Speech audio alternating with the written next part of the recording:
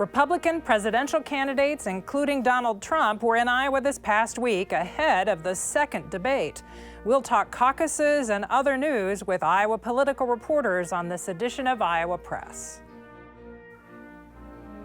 Funding for Iowa Press was provided by Friends, the Iowa PBS Foundation, the Associated General Contractors of Iowa, the public's partner in building Iowa's highway, bridge, and municipal utility infrastructure. Elite Casino Resorts is rooted in Iowa. Elite was founded 30 years ago in Dubuque and owned by 1,200 Iowans from more than 45 counties. With resorts in Riverside, Davenport, and Larchwood, Iowa, Elite is committed to the communities we serve. Across Iowa, hundreds of neighborhood banks strive to serve their communities, provide jobs, and help local businesses. Iowa banks are proud to back the life you build. Learn more at iowabankers.com.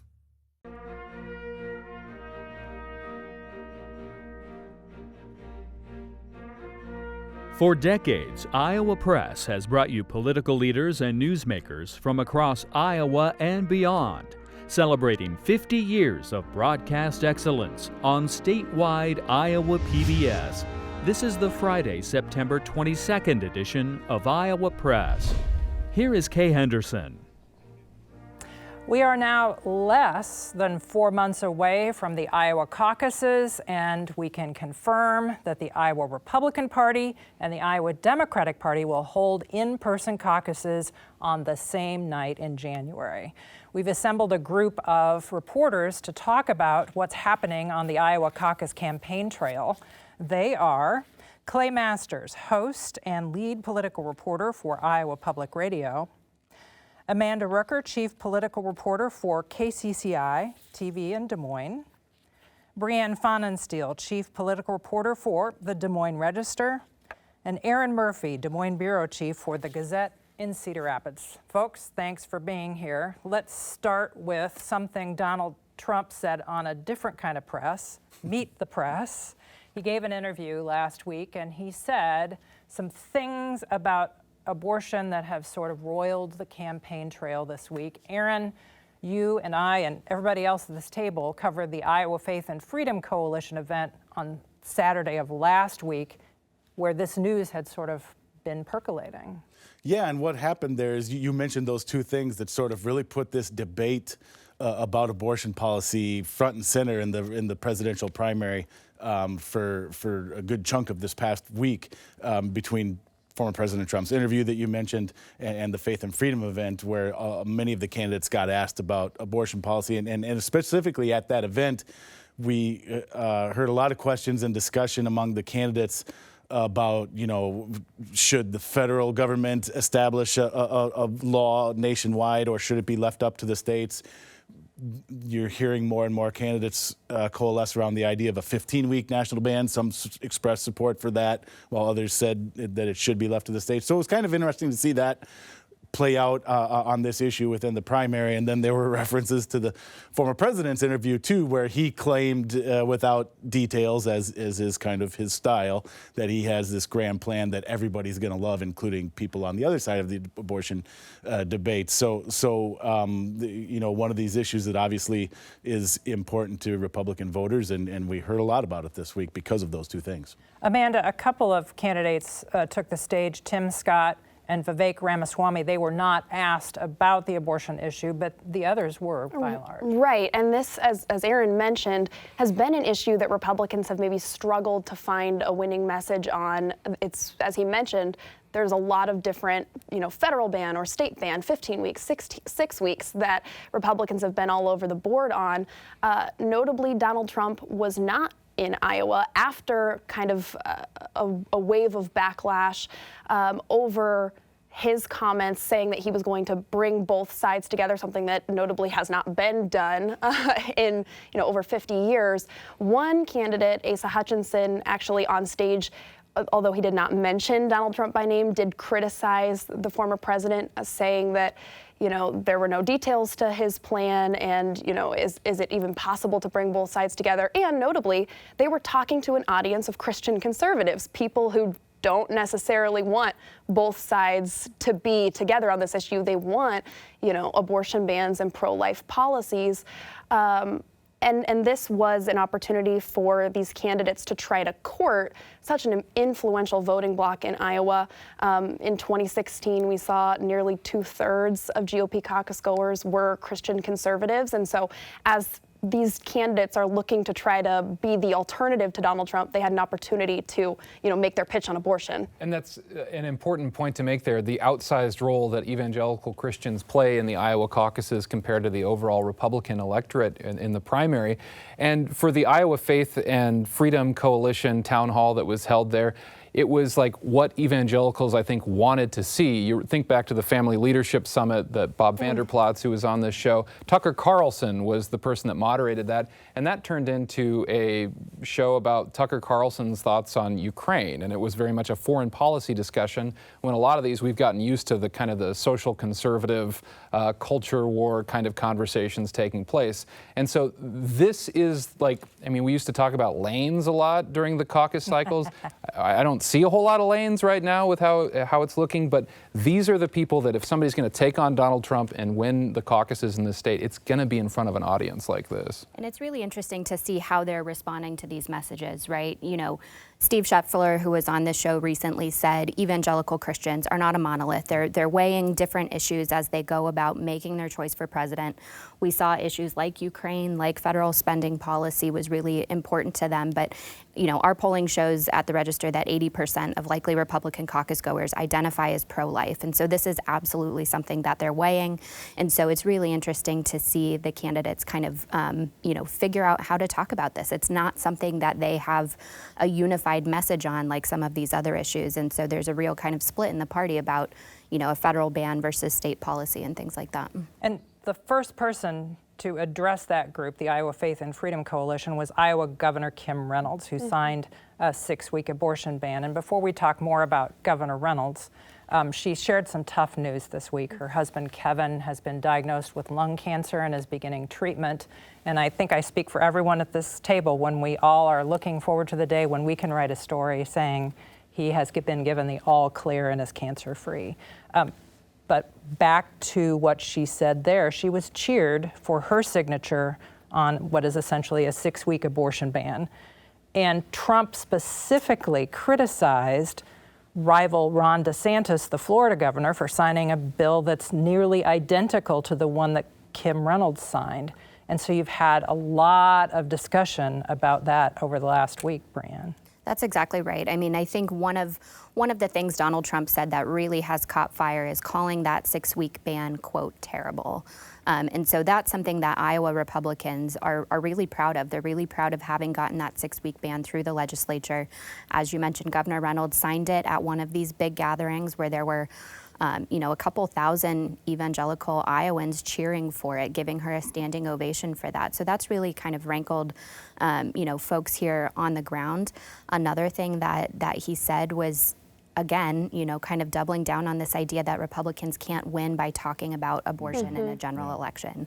And he's blamed that issue for, subpar results in the midterms.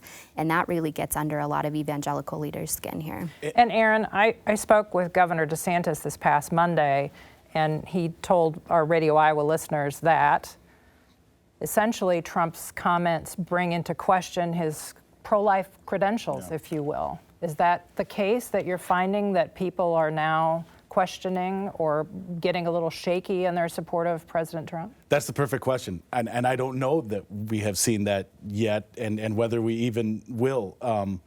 Obviously, this is an issue that is important to Iowa Republicans, but then at the end of the day, we always talk about, is it a needle-moving issue? Is it a lever-pulling issue?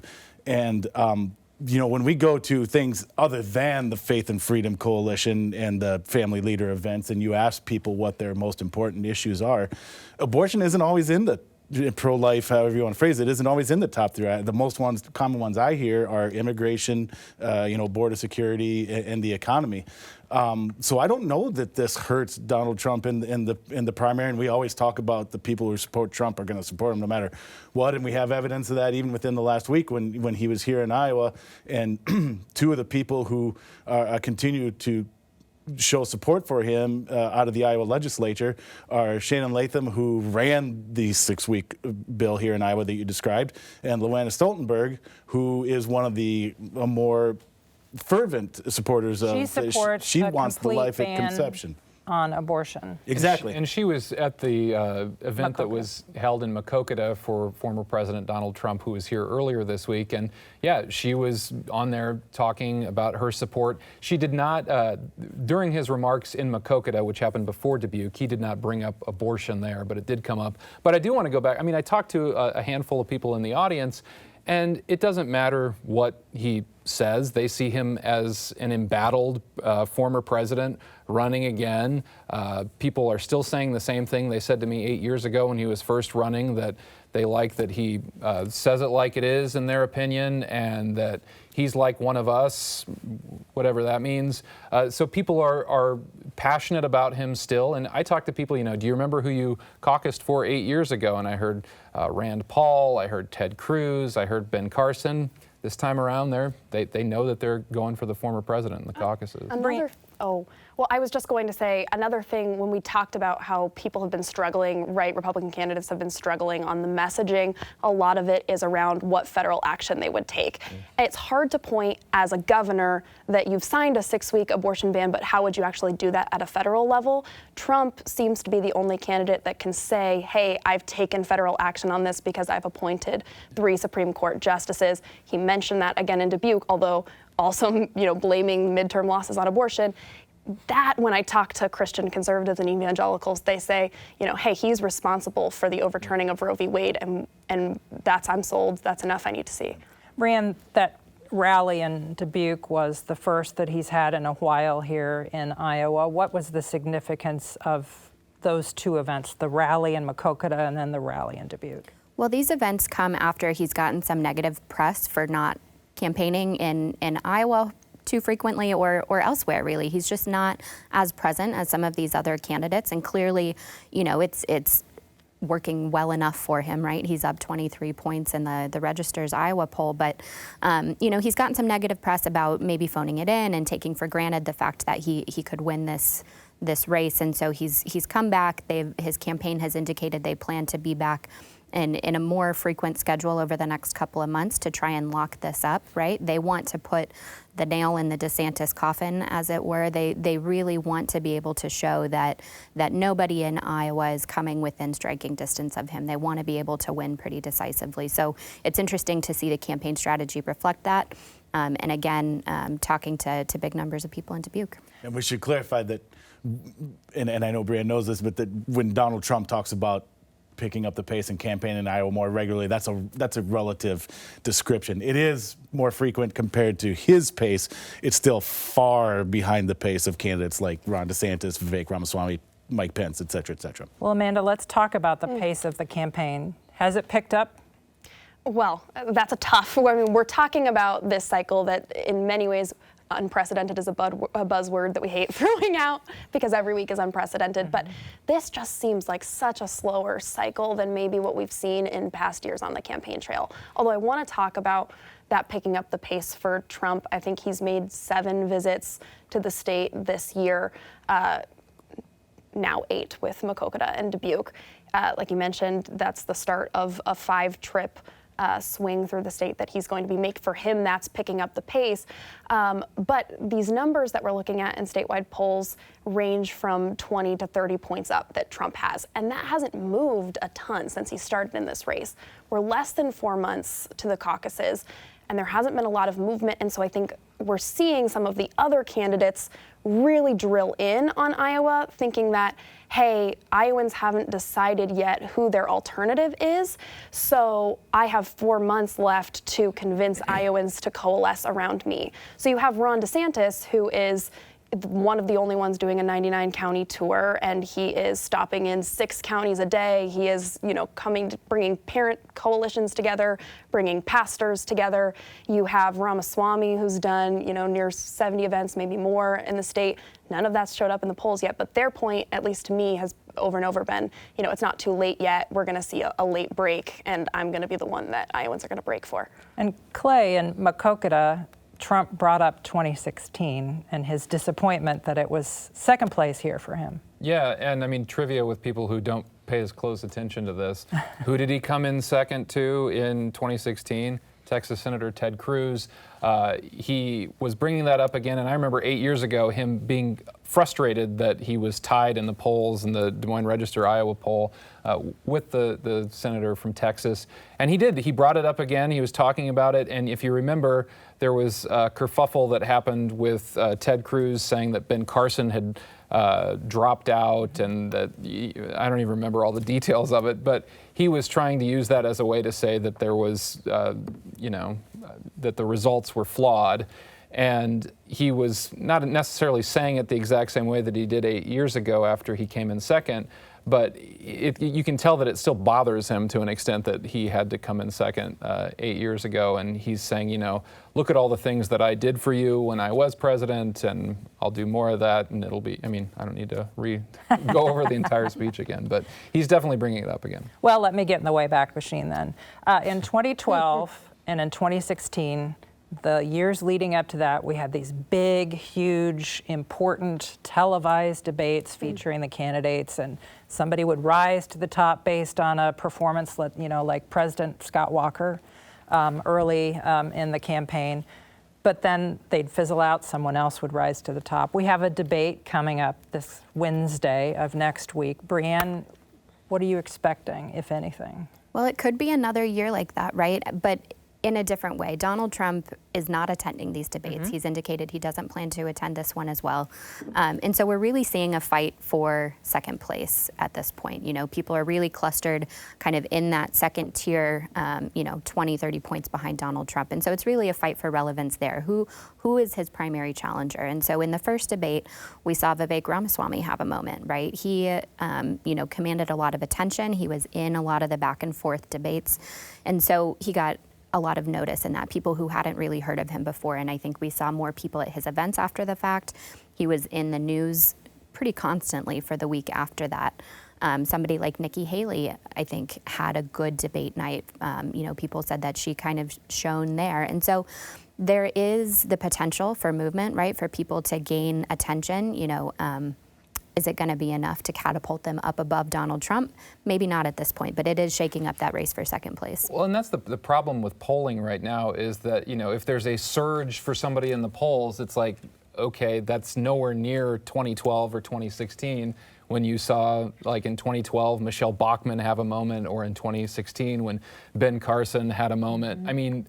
It's still very low in the polling, but at the same time, too, the last two cycles, I remember talking to people right up to the last few weeks of the caucus campaign, still trying to figure it out, still trying to work it out. And I think if there are, we've a lot of times said there's 3 tickets out of Iowa. If there are 2 tickets out of Iowa, that second ticket is something that we're going to see people competing for. Well, Erin, what has to happen for a breakthrough performance here? And what would a breakthrough performance mean? Does it mean winning, or does it mean coming in a close second? I think the latter is an open question and open for debate, but it's a perfect dovetail off of what Clay was just saying, because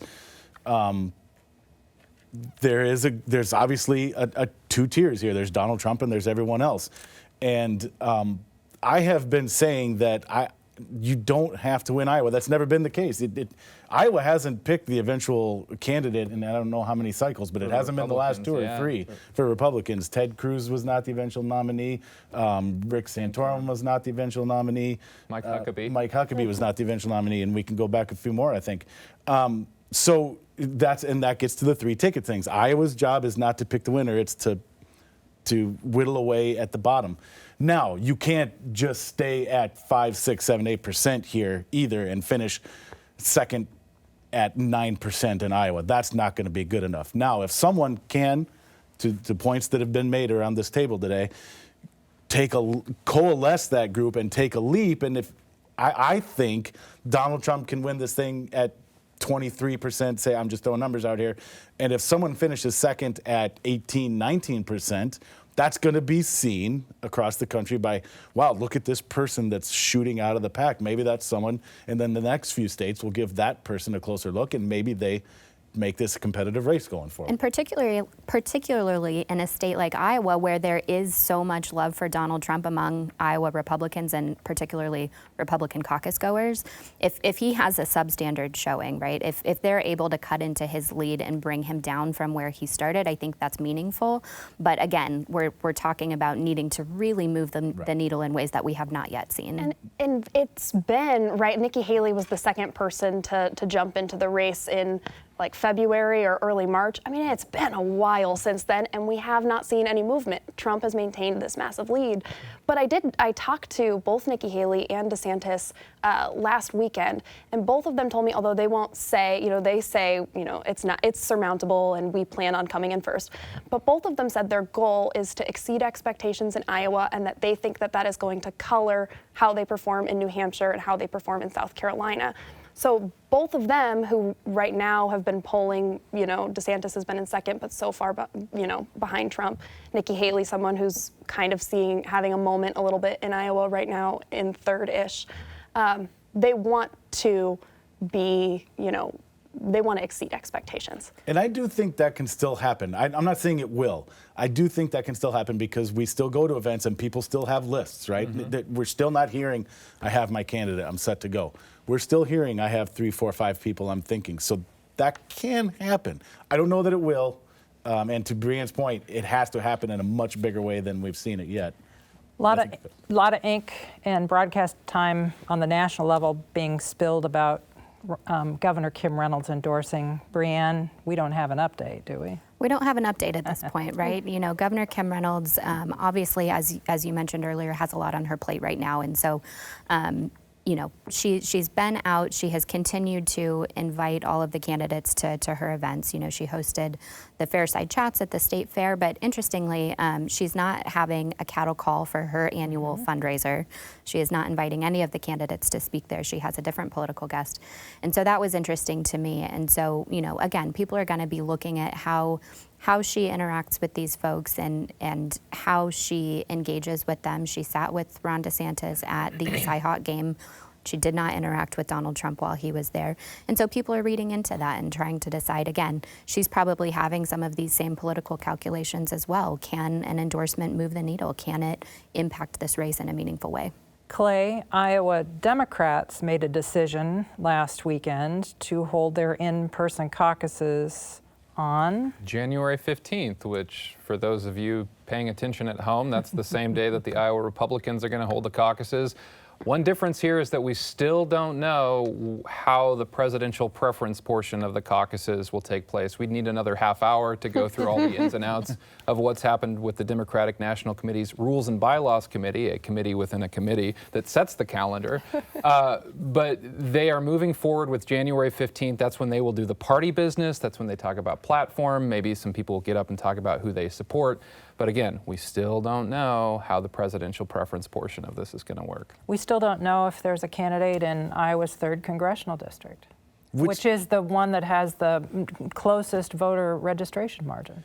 Yeah, it's as toss-up as they come in Iowa, and it's getting late. And I know that sounds silly for me to say more than a year out from the general election, but when you look historically in Iowa, at this point in previous cycles, the challengers have been in already. So it's pretty striking that we don't have a challenger to Zach Nunn yet. Well, and the chair of the Iowa Democratic Party actually wrote a letter to the DNC saying, give us more money because we have competitive seats. Well, yes, and part of that is right now there is obviously an outsized role that Republicans are playing in Iowa right now where spotlight and attention is on them. Democrats in the state suffered a really devastating loss back, in the midterms here. So they need, outside support potentially to try to come up against this wave of attention on Republicans. They're already kind of in a fight with national Democrats over their own caucus state. So to try to find, really strong candidates that can win potentially winnable districts, they're trying to make that argument, it seems, to the DNC. And really quickly, the Democratic Congressional Committee has said they will put resources in the 3rd, not necessarily the 1st or 2nd yet. They have pledged the 3rd. We just need a candidate. A minute left, folks. Does anyone at this table have reporting that would suggest that a potential government shutdown would have an effect on the 2024 election? Brianne? You know, people have short memories, and so something that happens today, it's hard to say exactly how it's going to affect the 24 elections, but you know, things have been a roller coaster in the U.S. House of Representatives, and so we'll see how that progresses. We do know they're generally unpopular, and the party in control will get blamed for them, so that's Republicans decide. But whether it matters in an election that's more than a year from now, it's hard to predict that would happen. And Chuck Grassley on this program last week said that there's a political cost and there's pressure from the public, and then the government gets reopened, which costs money, extra money, and the people agitating for change don't get what they may want. And he's been there for every government shutdown. The first one was in 1976. And real quick, sorry, go ahead. We are out of time, Erin. We'll have to. I'll save it for the next one. Save this discussion for the next Reporters Roundtable on Iowa Press. You can watch every one of these episodes online at not at RadioIowa.com, at IowaPBS.com. For everyone here at Iowa PBS, thanks for watching.